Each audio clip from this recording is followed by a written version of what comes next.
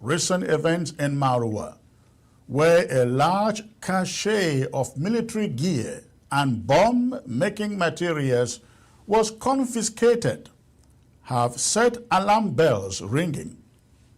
Among the haul were automatic rifles, tear gas canisters, and chemicals suspected to be used for explosives, tools not of peace but of war. Authorities in Yaoundé were quick, very quick, to dismiss the find, attributing it to an international trafficking ring with no intentions of targeting Cameroon. Denial, yes. Yet observers see through the veneer of denial. This narrative crafted to assuage fears does little to address the growing discontent in the far north, a region already grappling with socio-economic neglect, political marginalization, and a mounting call for change. For decades, the far north of La République du Cameroon has remained one of the country's most impoverished and underdeveloped regions. This neglect has not gone unnoticed. Disillusionment among northerners has been simmering, and with recent calls warning of war, if the next president is not from their region, it is clear that the grievances have reached a boiling point. The historical context is pivotal here. Cameroon's first president, Amadou Ahidjo, hails from the north. Despite leading the nation at independence and laying the foundation of modern Cameroon, Ahidjo's legacy has been systematically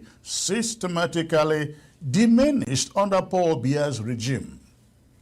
Ahidjo remains languishing in Senegal for decades, symbolizing the regime's disregard for the North's contribution to the nation. This snub has only fueled the sentiment that the region is excluded from the corridors of power in Yaoundé.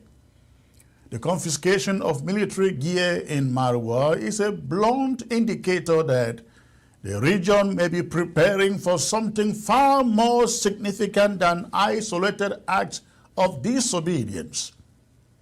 Why the Cameroon government clings to its narrative of trafficking, skeptics ask, why would a trafficking ring stockpile such a sophisticated arsenal in Cameroon? Could this be the early stages of an organized insurgency, one born out of decades of marginalization and discontent? In a country already stretched thin by the war in Amazonia, the prospect of a second insurgency in the far north or in the north is not far-fetched. The conditions are ripe for conflict, pervasive poverty, a sense of political exclusion, and the embers of a legacy tarnished by deliberate erasure. The confiscated arsenal could well be the harbinger of a storm Cameroon is ill-equipped to weather. Cameroon's ongoing war in Amazonia has already exposed the vulnerabilities of its military and governance.